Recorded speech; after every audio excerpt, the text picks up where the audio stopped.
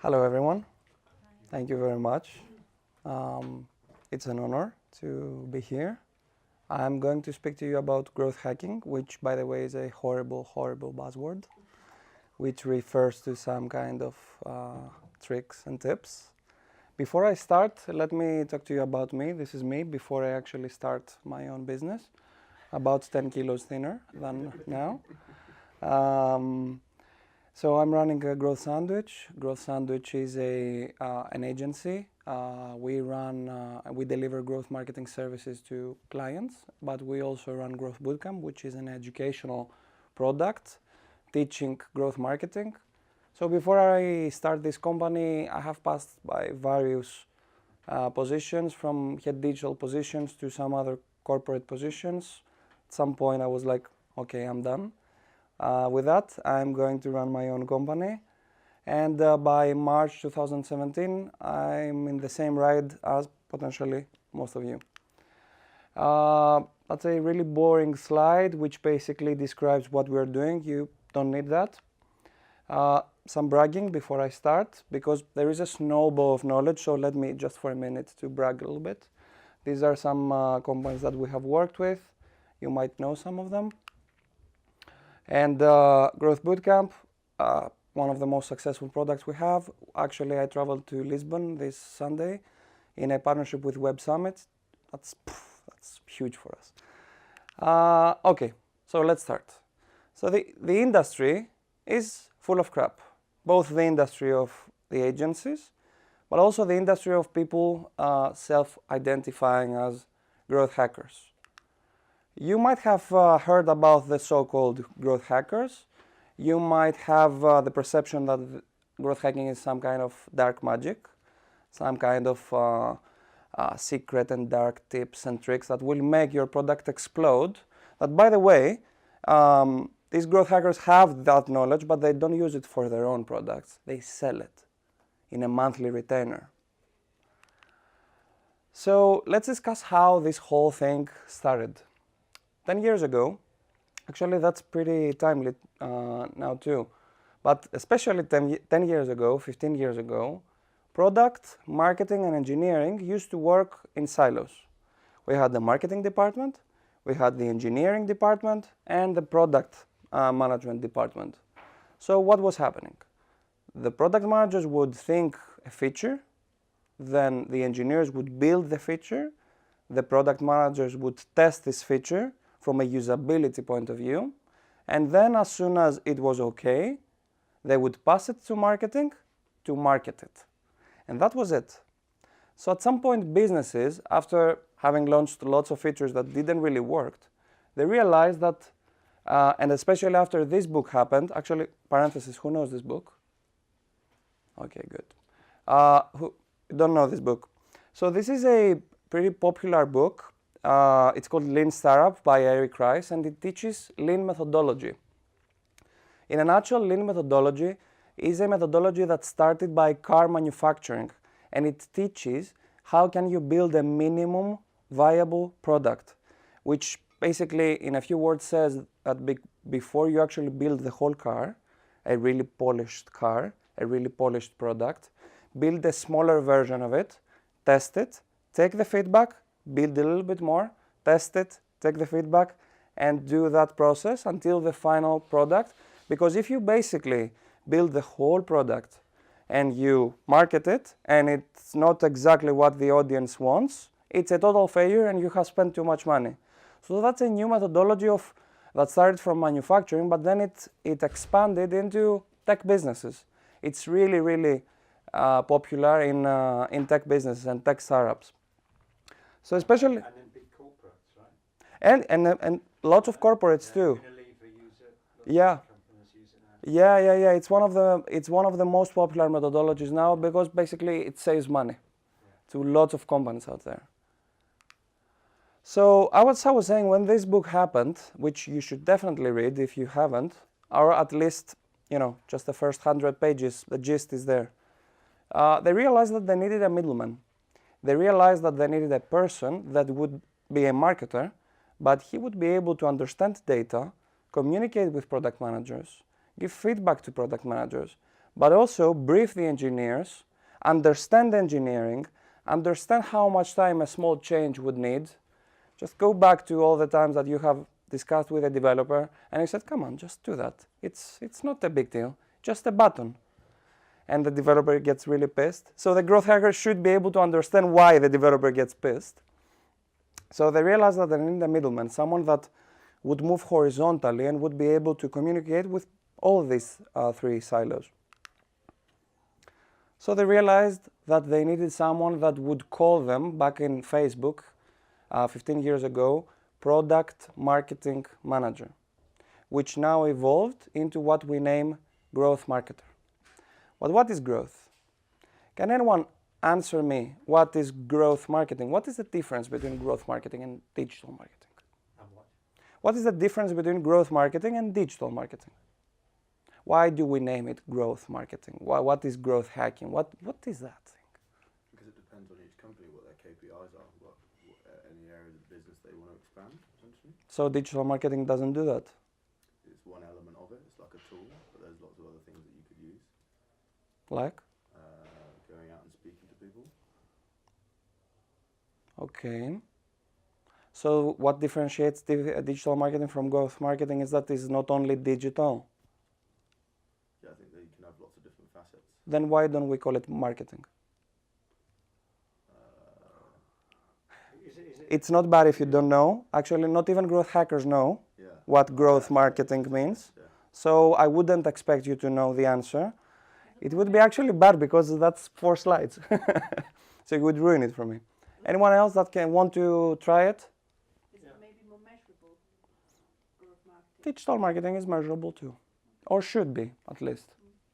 Focus at growth, Digital marketing doesn't focus on growth. not purely. Really? Why? Doesn't. That's not true. I guess So why do we do digital marketing? I think we just wanted a new word. I love it. Part of that is this. It's a new word, but there are some truths behind that. Growth marketing differentiates from digital marketing because it has the essence of experimentation really tight into that. So that's the first thing. The second thing is validation and tools to actually help you validate your ideas. That's the second thing. So the first one is experimentation, the second one is validation, and the third one, which is basically the perception, but it's true, but only 1/3 of that, is the mindset of whatever works. So whenever somebody meets you and he tells you, hey, I'm a growth hacker, nice to meet you, you should ask him, what is growth marketing? That's the first thing that you should ask them. And they should tell you that it's experimentation, validation, and the mindset of whatever works. Even more, though, does anyone remember what is the first growth hack back 20 years ago that Hotmail applied to have this explosive growth that all of us know? It's something that you see every day, especially if you have iPhones. It's a simple trick that Hotmail applied because they studied their data and they saw that they shouldn't do digital marketing to acquire new users. Instead, they should use the really good net promoter score that they have, that their users were really willing to refer the service to other people, to have some growth from the existing user base that they had. Does anyone can think of it? Does anyone know it? So what Hotmail did was that they just put by default this line at the end of every email. And that was it. There was no trick, there was no tip, there was no dark magic. There was only one person behind that checked the data, had a marketing understanding, and would be able to communicate his ideas in a horizontal level. There is a specific process, and that's the second thing that you should ask every growth hacker that comes and presents to you and introduces and wants to take your business potentially, because there are a lot of scammers out there. So there is a specific process. I want you to take a photo of this process because it's extremely valuable democratizes the whole decision making of your marketing. It will destroy and stop any kind of disagreement that you have internally about marketing. Nobody will force his ideas on marketing ever again. No expert will come and tell you, no, that's what you should do, and you will disagree because you believe that's something else that he should do. So just take a photo of that. Take a photo of this, please. It's really useful. The first thing is we generate ideas. So we have a challenge. For example, hey, I want to increase my referrals. That's a challenge. So we sit, we grab a beer, we grab a coffee, and the whole team, the founder, the engineer, the product, the marketer, generate ideas. Stupid ideas, smart ideas, whatever kind of ideas. We should establish an environment that any kind of idea is acceptable in this meeting. So we generate ideas. Then we rank and prioritize these ideas based on two factors, and potentially a third one. How easy is it to actually implement this idea? Impact. So we have a hypothesis on how impactful will this idea be if we implement it, and potentially, in a parenthesis, confidence. How confident are we about an idea? So as soon as we rank and prioritize, we will have a list of ideas, and these will be ranked. So it will be pretty clear which is the idea that we need to start implementing. We define success. So what success means for us? Lots of companies that we happen to work with, they tell us, hey, I need referrals. And when we ask them, okay, how many referrals is a successful referral for you? And they don't know the answer. They just want referrals. Sometimes when we define success, we realize that we need to raise the bar or the opposite. So we clearly define what success means for us. We execute in the leanest possible way. Remember the lean methodology that we discussed before? Which basically means that we build part of a product, we test it, we take the feedback, and then we keep building. So we execute in the simplest, the leanest possible way. Parenthesis. Lots of people confuse lean with shitty. When we're saying that I'm doing something lean, we don't mean that it should be shitty. It should still be viable. It doesn't mean that it shouldn't look good. It doesn't mean that it should not work. Lots of marketers that we happen to speak with, they have this thing. They say, yeah, it's because it's lean. That's why the logo is like that. The copy is there. It's not mobile optimized and it doesn't have metadata. That's not lean, guys. That's shitty. So let's define that. Let's be clear about that. Oh, sorry. Lean should be viable. Lean should be okay. It just means that it should not have the whole technology behind, the whole investment behind. So we execute in the leanest possible way the ideas based on the prioritization that has happened. We measure performance, and whatever works, we double down our efforts. Whatever doesn't work, what are we doing? We kill it. We stop it. During that process, especially if you're running a business, you will pass through some phases. The typical phases that I happen to pass in a bi-weekly basis. At first, your ideas will sound awesome, amazing. Then, as you dive deeper into these ideas, you will understand that some of them are a bit tricky. And then this goes back to you and you feel like shit. And then that you and your ideas are shit. And then at some point we realize that maybe some of them are not that bad. And then that works in a loop. As I told you, in my company, it works in a bi-weekly basis. Some other companies have it in a weekly basis or bi-monthly. I hope you have that too. It's a really productive process. But it's important to tell you here, guys, that success doesn't come overnight. No, that might look like a Facebook motivation quote, like stick to your strategy. If you fall 4 times, you need to stand up 5 times. It's not that. It's pure technical marketing. When we run a Facebook ad campaign, if I set up a campaign and I show it to an audience and after 30 minutes I decide that it doesn't work, I need to stop it, practically I didn't leave time to the channel to roll out, to show my ad, to bring me results. I don't have statistical significance under my decision and understanding about this campaign. So when you have a strategy, stick to it.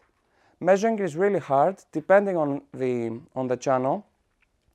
And if you give up soon without having statistical significance, I'm not going to leave that vague, such as lot of marketers in the industry that tell you, hey, you need to wait, results don't come fast, but they don't define how much should I wait, like 3 months of retainers, 6 months of retainers, how much should I pay you until I see the bloody result? The answer is statistical significance. That's science, that's not philosophy.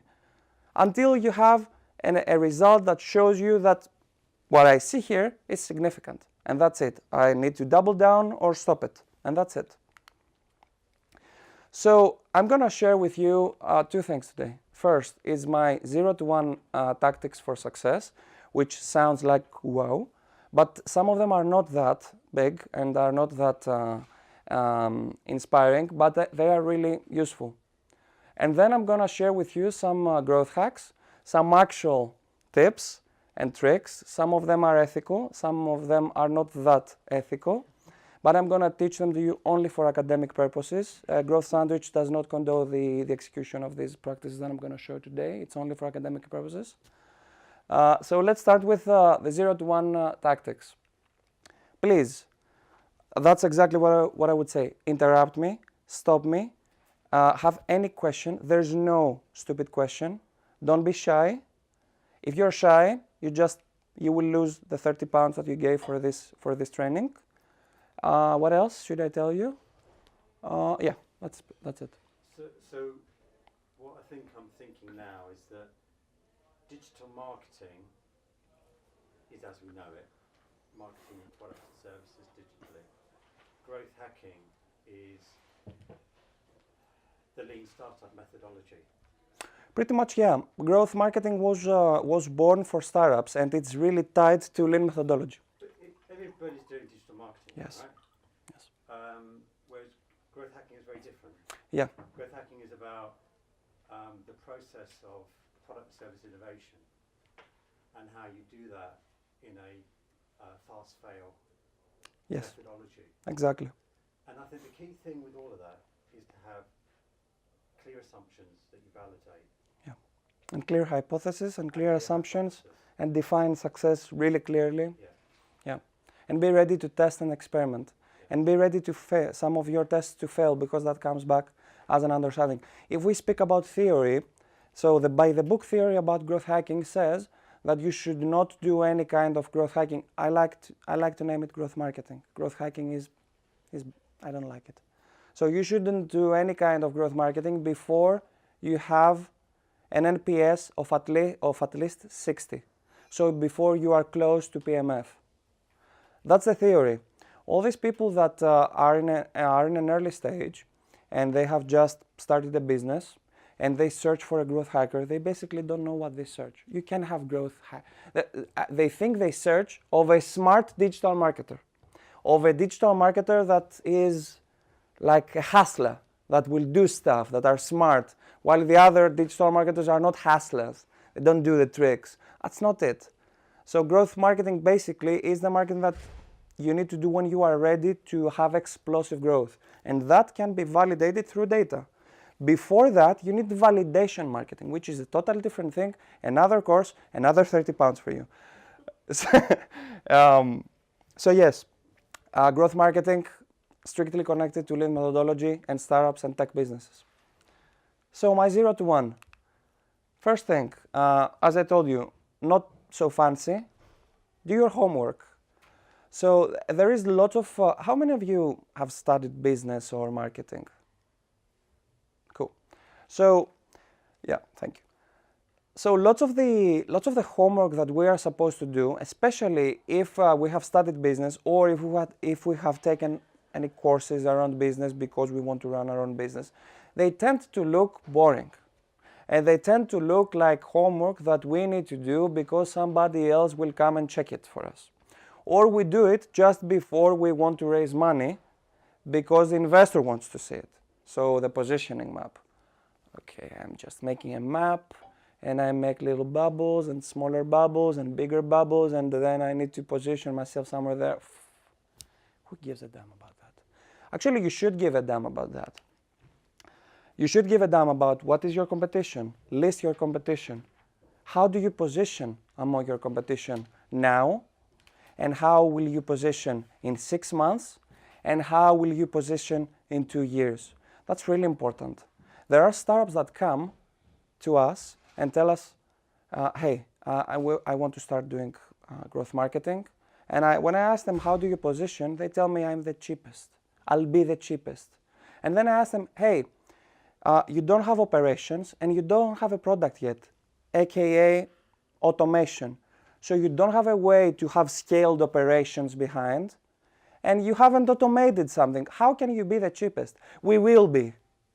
Yeah, but you're not right now. So what will I communicate? Will I communicate that you are the cheapest when you are not the cheapest?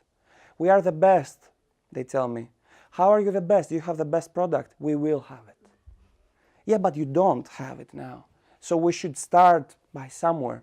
So it's really important to be realistic, to have your positioning map, understand where you position, understand where you want to position in the future, in 6 months and 2 years, because that clearly tells us things, and I'll explain. The third thing, what is your customer? So that's also a really important question, because potentially, especially in your industries, the food industry, everyone can be the customer. I don't know what exactly you are doing. We will have time afterwards to discuss it. But even if you do like food products for babies, there are like 1 billion babies out there. Not every baby can eat what you're building, or if it's a snack, like 1 million of people, like 1 billion of people could eat your snack. Do you have the resources to actually advertise to 1 billion of people? No, you don't. So you should start somewhere. You should start with your ideal person, which is what we call a persona. The fourth thing, how can you find this person? Sometimes we identify our ideal person, our persona, as a person that we can't really reach. So, okay, if my ideal persona is somewhere that I have no way of reaching, because for example, grandmas. My ideal customer is ladies that are over 70. Yeah, and I don't want to actually move my ass and go to do door to door. I want to do digital. Can you do that? No, you can't. So 4 things. What's your competition? How do you position now? How do you position in 6 months, in 2 years? What is your ideal customer? Which basically is connected with how do you position. Because how do you put quality versus price? You know the positioning map, you must have seen it. That gives you what is your ideal customer, or at least who should be your ideal customer. How can I reach him? My go-to market strategy, as marketers tend to say. So that might look as boring, might come across as boring, and I totally understand that. But let me tell you that I'm a growth marketer or a growth hacker. One of the first things that I do with my customers is ask them these questions. And I do that because these questions, what is the ideal customer, what is the competition, how do we position, defines the copies that I'm going to use in Facebook, the targeting that I'm going to use in Facebook, the keyword research that I'm going to do when I'm actually spending their money, their ad spend in Google AdWords. If I don't have this information, or if this information are wrong, you are feeding wrong information to somebody that manages some of your money and wants to bring customers to you. Really important questions that you need to define. The second thing is run some validation. So who can describe me? I don't expect you to know like 100% what idea validation, star validation means, but who can attempt like an explanation? What is startup idea validation, and how can I do it? You create a website and put a shop up with products that you don't yet have, and see how many people want to buy it, and then you send them an email saying, sorry, we sold so many, they're out of stock now, but Have you been in any of my when they're back in. Have you been in my presentations? or you just know that?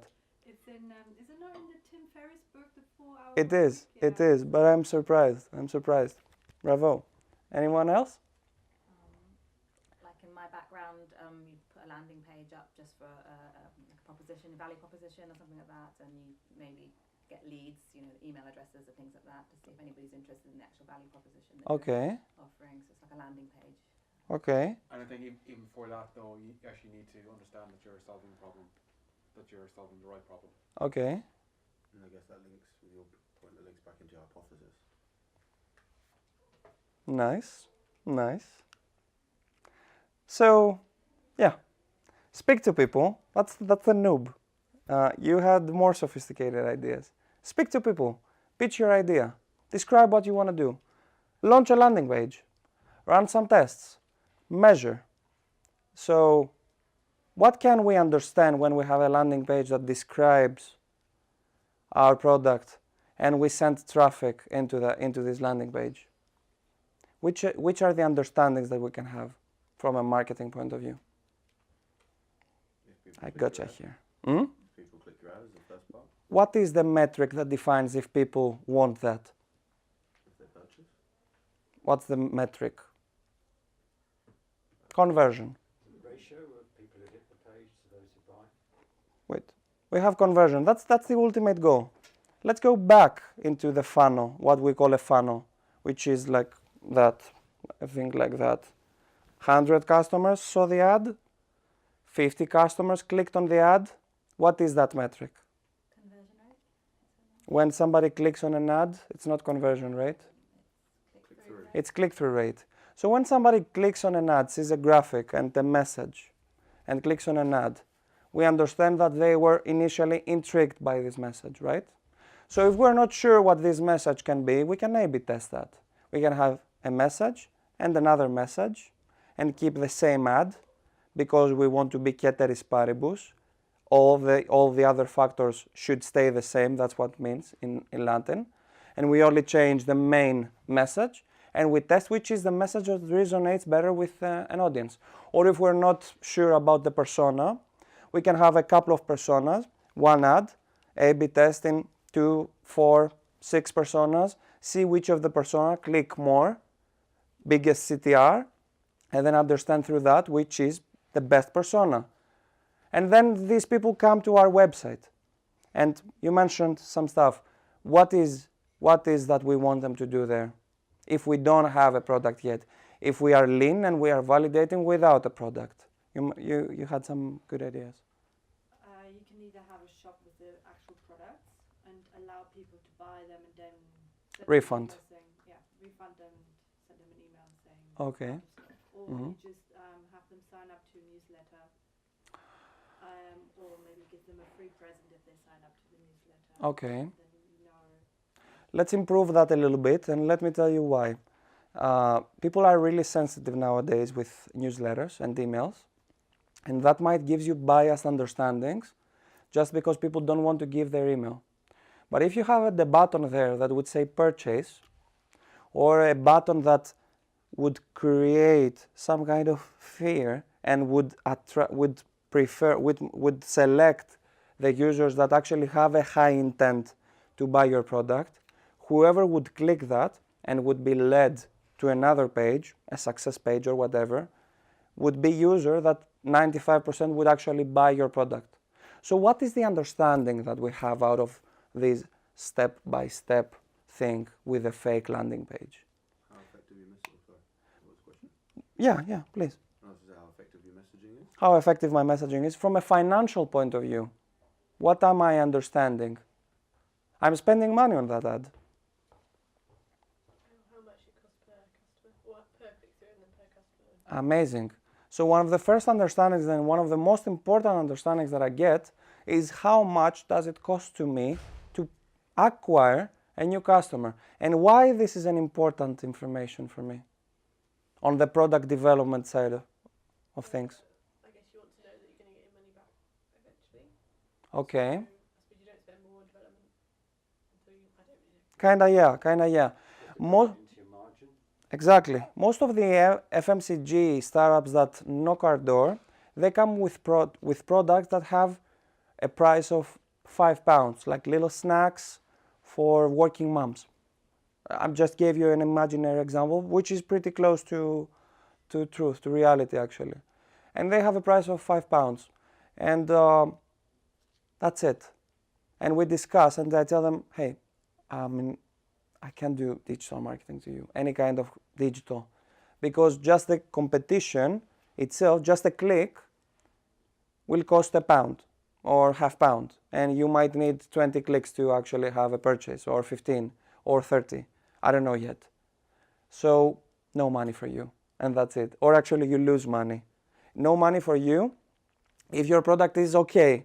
If your product is not ready, has problems, then less. You might lose money actually out of that process. So that gives feedback back to your pricing and how you should price your product and how you should structure your product and how you should structure your whole business. Because there are businesses that have an expensive product because they expect their users to buy once. So the first acquisition should be profitable. And there are other businesses that find ways to persuade the user to buy more times so that they have a larger lifetime value of this customer. So the cost of the first acquisition comes back as a profit in the second, the third, or the fourth acquisition. That's the best understanding that you can get from validation marketing. Run the process manually. If you have a marketplace, if you have a process that is not a tangible product and you want to test it, run it manually, guys. Back in 2012, I was running an educational marketplace to connect students with tutors. And I literally knew nothing about tech. I knew literally nothing about business. So I don't know how, but I ran like the best validation ever, because we had a spreadsheet and one sheet was the tutors, and we would grade the tutors based on some data that we would collect, and then we would have the students, and then every time, and we had a form in the website, you would be able to declare your interest to have a tutor. We would call you, we would collect some data, and then we would match you with a tutor based on the spreadsheet. And that was like the best validation, because it revealed which part of this process should be automatic, which part should stay offline, which part should actually have the human factor there, which is problematic. So it was super clear to us, what do we need to productize there? What do we need to make like an algorithm, like an engine? The final thing is, when you have customers, speak to them, especially at the first stages. You should interview them, call them, ask them for referrals. Don't be shy. Just pick up the phone and call them. Ask them, hey, what did you like about my product? What didn't you like about my product? What can we improve? I know it's painful, because lots of the customers will actually be disappointed. Some of them will tell you, you know, I don't know, it should be a little bit sweeter or stiffer, or just don't take that too seriously. Just listen it, document it, and when you see that there is a pattern, that lots of people say something, then take it into consideration. One of the best traits of a good founder is that he needs to be like insensitive about feedback. He needs to take feedback and just don't let it come inside. Marketing and development should go hand by hand. So when you actually need to develop something, even if it's tech development or product development, that should go hand by hand with marketing. And I basically explained why, because marketing is the factor that will tell you how much of your margin should be allocated to marketing budget. Marketing is the one that will bring you the early feedback. Marketing is the one that will tell you which part of the process should be automatic. If you don't do that, you will end up like some really nice corporates that we happen to work, that before coming to us, they went to development agencies and they shared an idea, and the development agencies built like a monstrous product, and they gave it back to the corporate, and then the corporate took the product and didn't know what to do. and they knocked our doors and told, hey, I want to do marketing. And we told them, that's not a product that I can do marketing because it has lots of features. It's overcrowded. It's not lean. It doesn't work. That is not what the user needs. So they needed to go back to the development agency and start from scratch. But if they would do it the lean way, with the lean methodology that we discussed, step by step, they wouldn't have that. Be extrovert. That's something that if you don't have it, yeah. No, I mean, in my own experience, you know, you often come from from the product basis rather than trying to solve a problem. So you create a product and it's wonderful and you love it. And it does what it's meant to do, but then you forget these marketing enablers, such as if we had a referral button on there, such as how do we get some viral marketing effects. And so, you have to start to think about how you build those into the product. Those marketing tools have to be an integral part of the product. So the product is to get people to be more physically active or to eat healthily. That's the product, but it's the marketing enablers have to be built into it are really key. That's really what your example is saying. People are too focused on the product, come to you with that finished product, and then you basically saying, well, we can't do anything with it because it doesn't have any marketing enablers in there. By marketing enabler. So, for example, it's a referral button.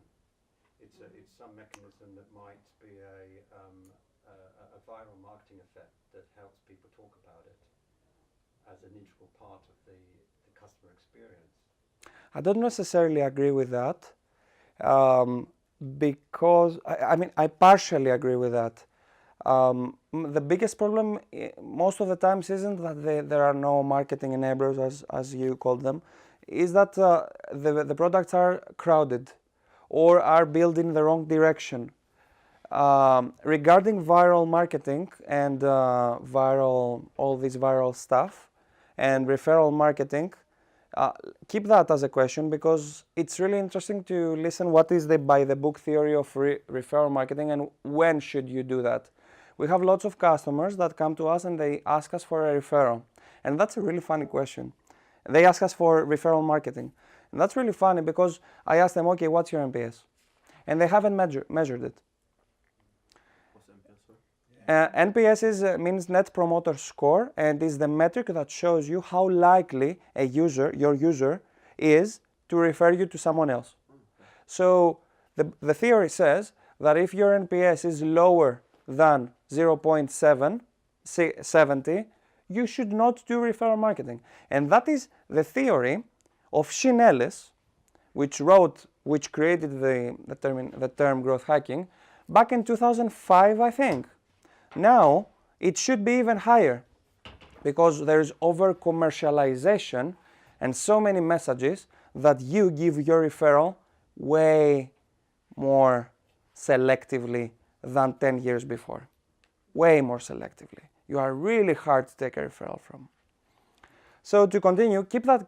I would love to discuss about referral marketing. Be extrovert.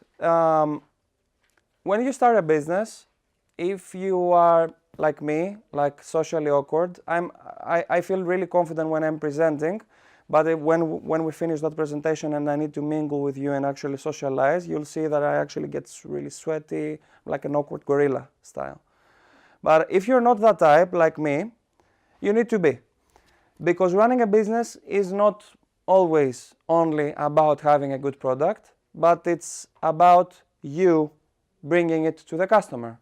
And you being close to your customer or your client, and you get the feedback, and you build a team, and you seduce the first hires, metaphorically. Yeah, only metaphorically. The other thing would be illegal and unethical. Metaphorically.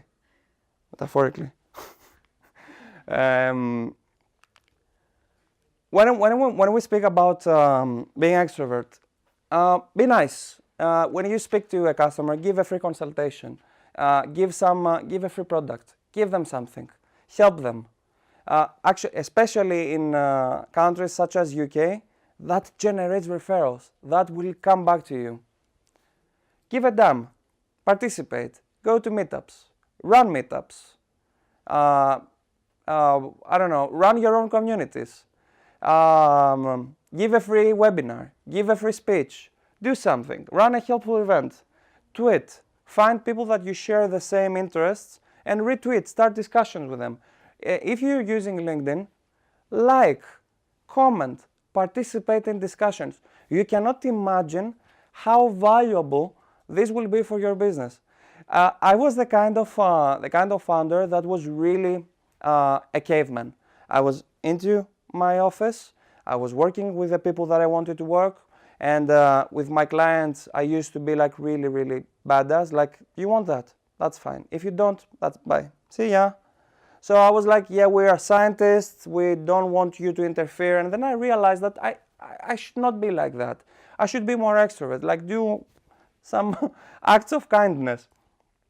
Do the stuff that I want other people to do to me. And that's one of the important things when you are running an early stage startup, and can be reflected through your content too. So when you create content, when you create useful stuff, useful ebooks, when you answer questions in Quora, when you participate in LinkedIn discussions, look around you. What are we doing here? What I'm doing to you here? I'm here and I'm giving a course, and I do it just because, and I'm dedicating time that I could have with my fiance because I love what I'm doing right now.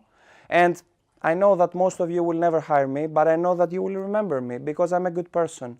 And that might come back to me in a return on investment, and might not, but I don't really care. I'm just having a random act of kindness right now, and you participate, and that's beautiful. And that is how business roll, and how referrals happen, and how things happen. Now let's go to the technical things. Get links. Now, okay, let's stop the discussion about being extrovert. Now you need to get links. Can somebody tell me, actually no, I have this question afterwards. Where to get links? Friends, relatives, colleagues, someone that you already work with, someone that likes you, anyone. If you don't have people that like you, which can happen, you can use these websites. Feel free to take a photo of that. These are websites that you can register your startup now, like not now, after the course. And just tell me how much of your traffic, when you have like the first 3 months of operation, how much of your traffic will come through these sites? Just give me a number, a random number. What do you think? 80%. That's too big, but still big. It's 25%. 25 to 30% of your traffic will come through these websites. The most important, I want your full attention on that. Build your digital property. What is a digital property? Give me an example of a digital property. A website. Landing pages. Landing pages. You're good. Social media. Something else? Bank account. Give me an example of a strictly marketing digital property, not your website. That's also a technical property. Something that is your property that will help you to your marketing. Community. A community. Email newsletter. A newsletter, an amazing newsletter, a community. What else? Video. A YouTube channel. Influencers. Is it your property? It's your property if you have like a community of influencers Yeah. that you influence yourself. Process, I guess. Yeah. Something else? Cool. Most of the projects out there fail because they haven't built their digital property. And that's a question that I have afterwards in a separate slide, but it feels really natural to ask you now. If you don't have a digital property, what is your only alternative to actually bring traffic, good traffic, into your website, potentially, or your store, or whatever is your business? Digital or spend. Spend. Paid advertisement. And if your only alternative is paid advertisement, you're not, we have a problem, Houston. And we have a problem because paid advertisement is really expensive. most of the times it costs more than your margin. And it costs more than your margin because there are lots of big companies that fight for the customer, and they have automated processes, large scaled operations, retention. So when they acquire a customer, this customer comes back 6 times, 8 times, 10 times. They can do that. Or when they acquire a customer, they have a way bigger margin because they have automated and scaled their operations way better than you, that you just started. So they gain more money. So these big players define the average cost of ads because they are big. And when they bid, both in Facebook and Google, they raise the bar, the financial bar. So when you try to enter, you will need to compete with the prices that they define, or do it better than them that already have the money to hire really nice expertise. So can you do it? Maybe yes, maybe no. There are ways that you might do it, but you should not, your business should not rely on that. Digital properties are, as you said, a website, blog, Medium, landing pages, forms, FAQ, an app, white papers, Facebook groups, domain names. But I would like to focus more into the nice ones that you mentioned. Communities, social media. If you are in a business like I am, that authority building matters, then you definitely need to invest in self-branding potentially. If you are in a community that, in an industry that communities matter, then build a community, build a Facebook group, run a meetup. Do something that will influence people so that you can bring them back to your business when the time is right. We said that. When you have done all these, then it's time for growth. Only then it's time for growth.